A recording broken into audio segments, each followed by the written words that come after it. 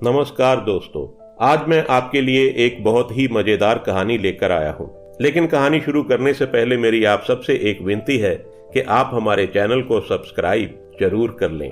तो चलिए शुरू करते हैं आज की मजेदार कहानी। एक गांव में धर्मदास नाम का एक व्यक्ति रहता था।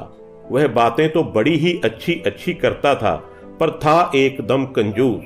कंजूस भी ऐसा वैसा नहीं, बिल्कुल मक्खी चूस। चाय की बात तो छोड़ो, वह किसी को पानी तक के लिए नहीं पूछता था। साधु संतों और भिखारियों को देखकर तो उसके प्राण ही सूख जाते थे कि कहीं कोई कुछ मांग ना बैठे। एक दिन उसके दरवाजे पर एक महात्मा आए और धर्मदास से सिर्फ एक रोटी मांगी।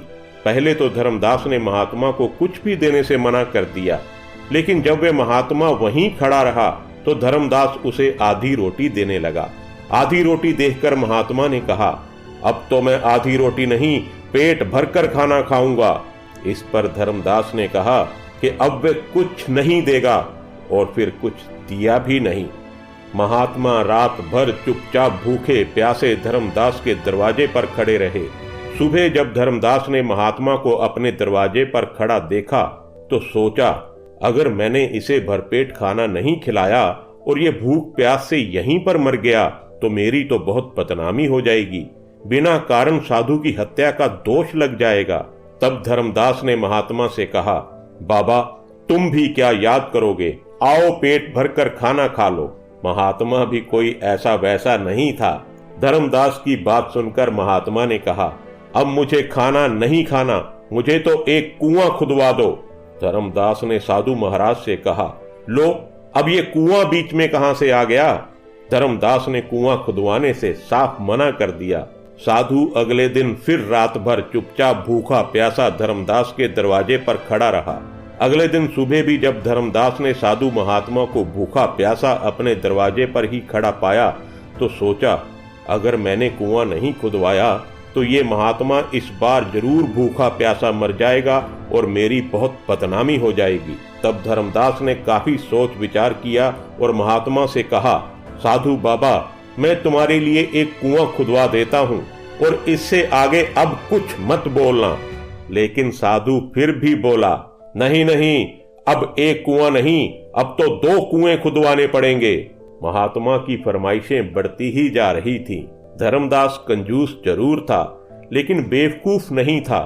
उसने सोचा, अगर मैंने 2 कुएं खुदवाने से मना कर दिया तो ये 4 कुएं खुदवाने की बात करने लगेगा।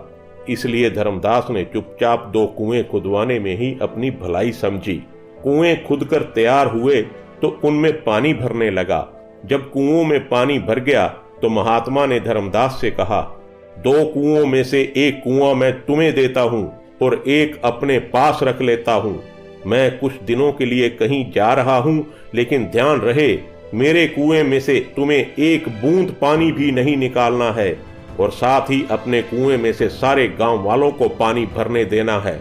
मैं वापस आकर अपने कुएं से पानी पीकर अपनी प्यास बुझाऊंगा। धर्मदास ने महात्मा वाले कुएं के मुंह पर एक मजबूत ढक्कन लगवा दिया। अब सब गांव वाले रोज धर्मदास वाले कुएं से पानी भरने लगे। लोग खूब पानी निकालते, पर कुएं में पानी कभी कम न होता। शुद्ध शीतल जल पाकर गांव वाले निहाल हो गए थे और महात्मा जी का गुणगान करते ना थकते थे। पूरे 1 वर्ष के बाद महात्मा जी दोबारा उस गांव में आए और धर्मदास से बोले कि उसका कुआं खोल दिया जाए। धर्मदास ने कुएं का ढक्कन हटवा दिया। लोग ये देखकर हैरान रह गए कि कुएं में एक बूंद भी पानी नहीं था। तब महात्मा ने कहा, कुएं से कितना भी पानी क्यों ना निकाला जाए, वह कभी खत्म नहीं होता, बल्कि बढ़ता ही जाता है। कुएं का पानी ना निकालने पर कुआं सूख जाता है। इसका स्पष्ट प्रमाण तुम्हारे सामने है। और यदि किसी कारण कुएं का पानी ना निकालने पर पानी नहीं भी सूखेगा तो वह सड़ अवश्य जाएगा और किसी के काम में नहीं आएगा। कुएं के पानी की तरह ही धन दौलत की भी 3 गतियां होती हैं, उपयोग, नाश व दुरुपयोग। धन दौलत का जितना सदुपयोग करोगे वह उतनी ही बढ़ती जाएगी। धन दौलत का इस्तेमाल ना करने पर कुएं के पानी की तरह वे धन दौलत बेकार पड़ी रहेगी।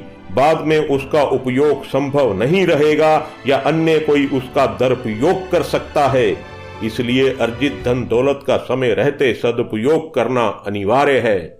साधु महाराज की ये बात सुनकर धर्मदास ने कहा, हाँ गुरुजी, आप बिल्कुल ठीक कह रहे हो। मुझे अपनी गलती का एहसास हो गया है।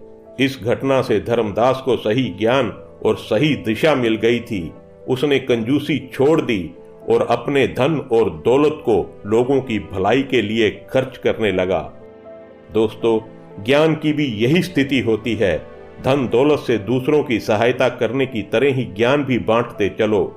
हमारा समाज जितना अधिक ज्ञानवान, जितना अधिक शिक्षित, जितना अधिक संस्कारवान होगा, उतनी ही देश में सुख, शांति और समृद्धि आएगी। फिर ज्ञान बांटने वाले अथवा शिक्षा का प्रचार प्रसार करने वाले का भी कुएं के जल की तरह कुछ नहीं घटता, बल्कि बढ़ता ही जाता है, बढ़ता ही जाता है। धन्यवाद।